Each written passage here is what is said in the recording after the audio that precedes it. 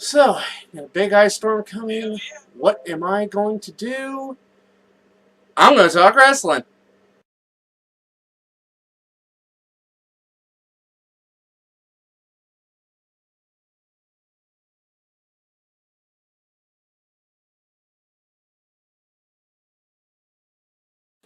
Okay, for those of you who haven't had a chance to watch it, and by God, it's on YouTube. They're probably going to rebroadcast it here on Axis fairly soon. Please watch it. The main event of Wrestle Kingdom 11 between Kazuchika Okada and Kenny Omega. Almost an hour long.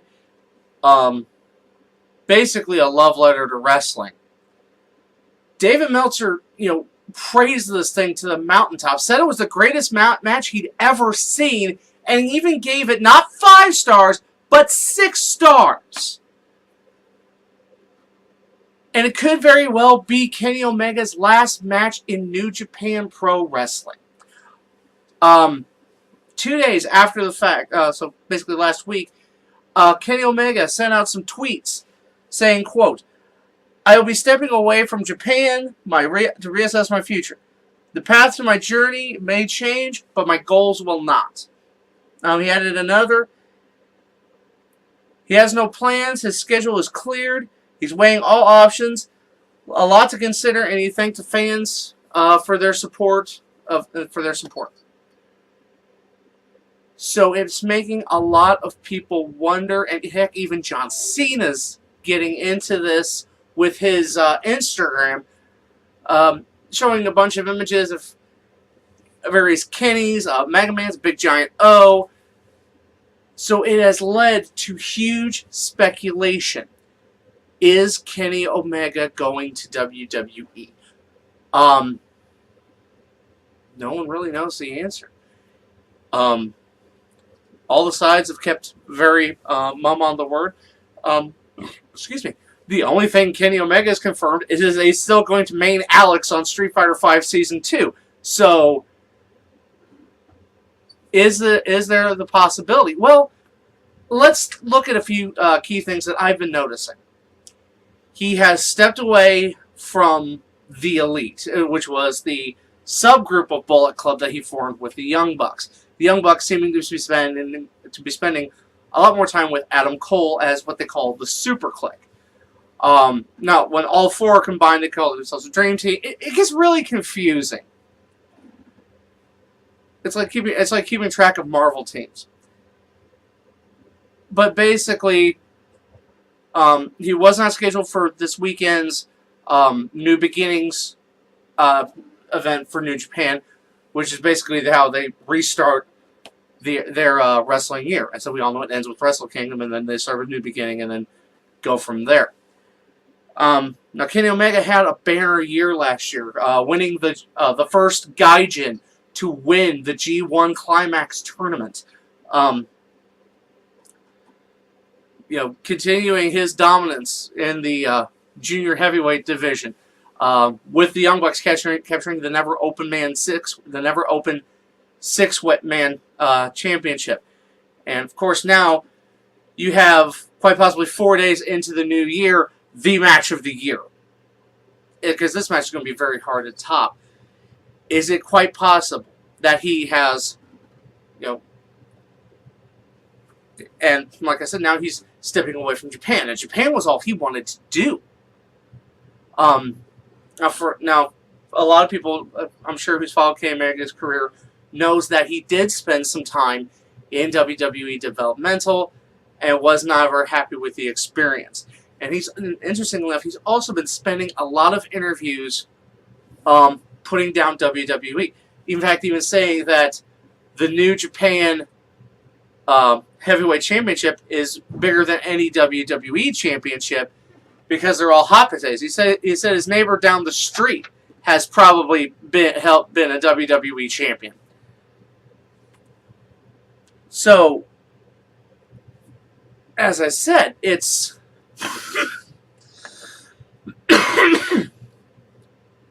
this does kind of parallel how Kenny Omega was talking about, and he was kind of running down Bullet Club before he joined New Japan, and then joined the Bullet Club.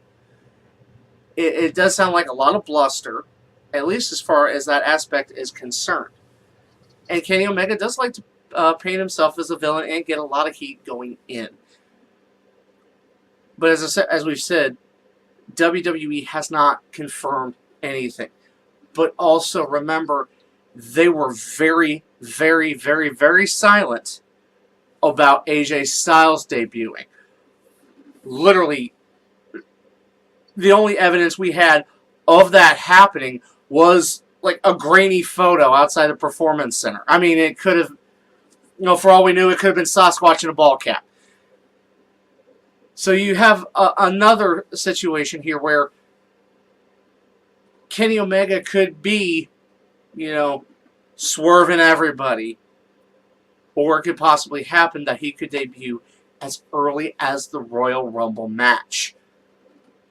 Another side note on the independent scene. Former Ring of Honor World Champion Kyle O'Reilly has been removed from the ROH roster, and it said that he has not renewed his contract. So there is a lot of talk that he has signed with WWE Developmental and will more likely debut on NXT here fairly soon. There's never been any official word yet, but given that ROH pretty much went scorched earth with O'Reilly, this is more than likely the case. Also, the fact that at Wrestle Kingdom 11, even though it felt a lot longer, you had a 10-minute match with Adam Cole, his biggest rival, where he dropped the belt to Cole, making Cole the first ever 3-time Ring of Honor champion. So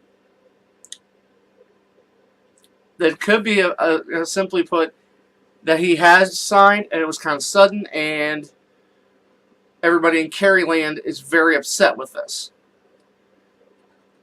So you have the potential here for 2 big signings here coming up. Again, I would state, as soon as I find out more, you guys are going to find out more. So I'll keep an eye on it.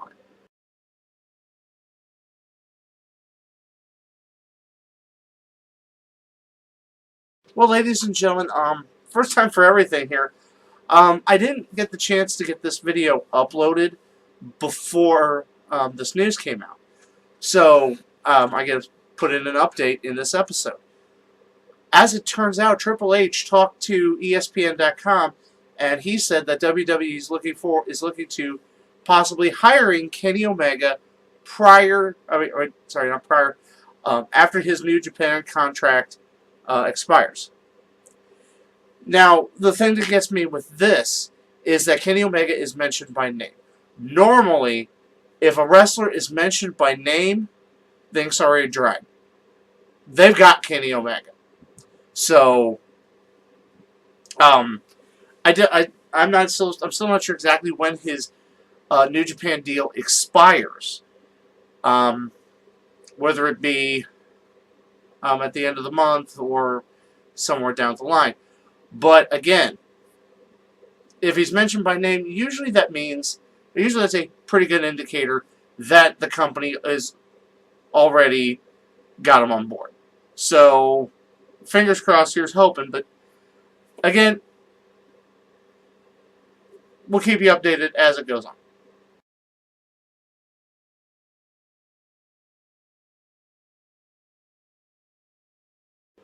Well, ladies and gentlemen, another big shakeup in UFC. And the reason I'm covering it on this show, because, well, it involves Brock Lesnar. For those of you unaware, Mark Hunt, UFC heavyweight, has filed a lawsuit against the UFC, Dana Brooke, and Brock Lesnar.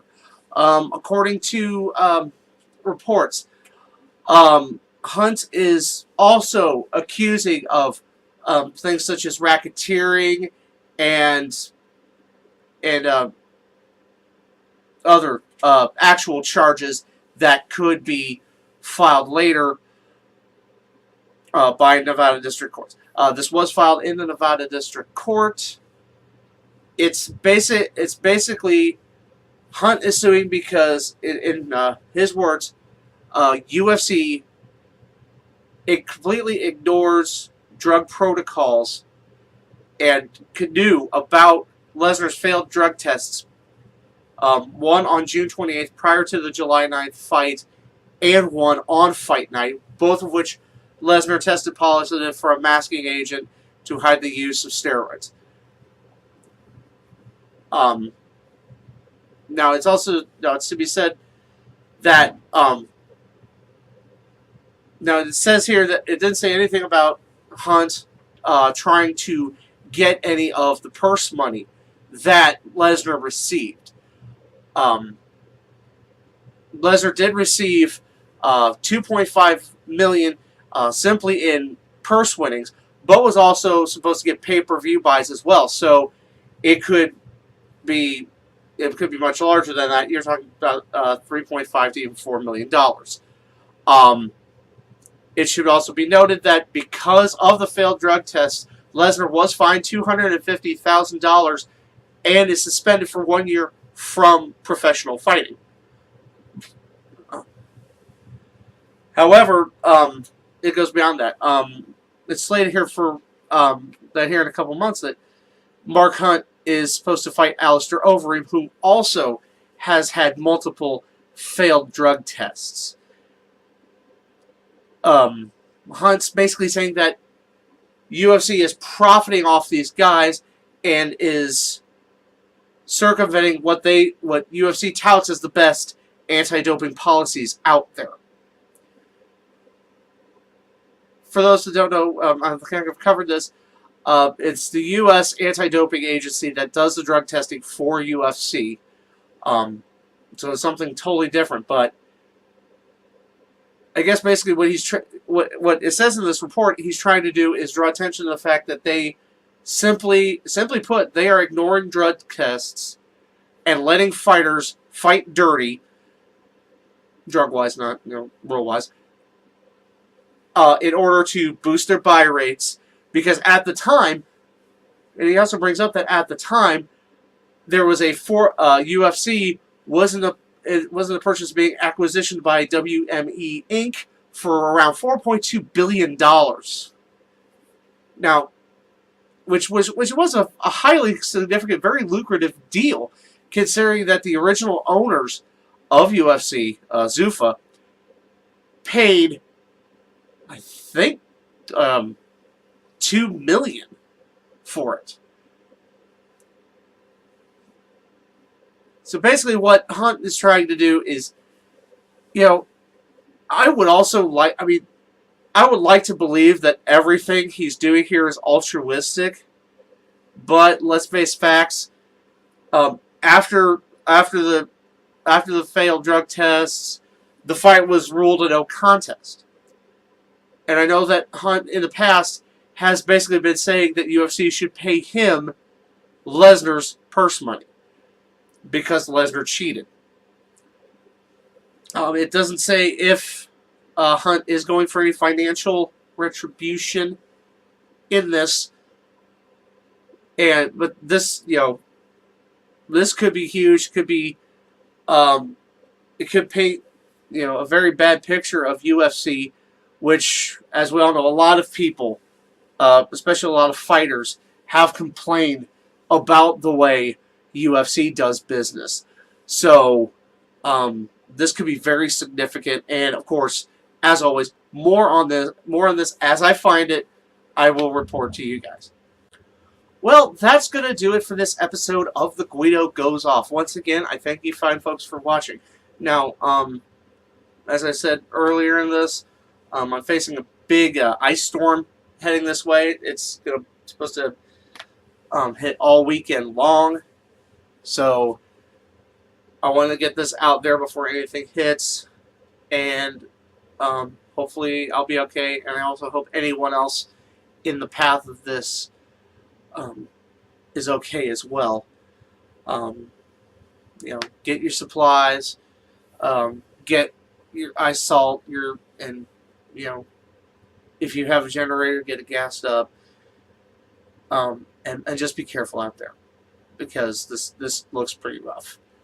If you have anything to say about anything I talked about during this episode, as always, feel free to drop a mention or anything in the comment section below. Of course, you can always talk to me via my social media.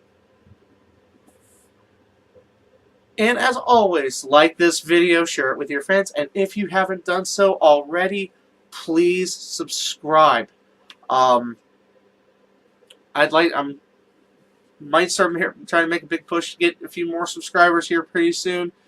And of course, even if I just get even if just one person starts subscribing, and then another, I'm up to a few here, and I'm very appreciative of it.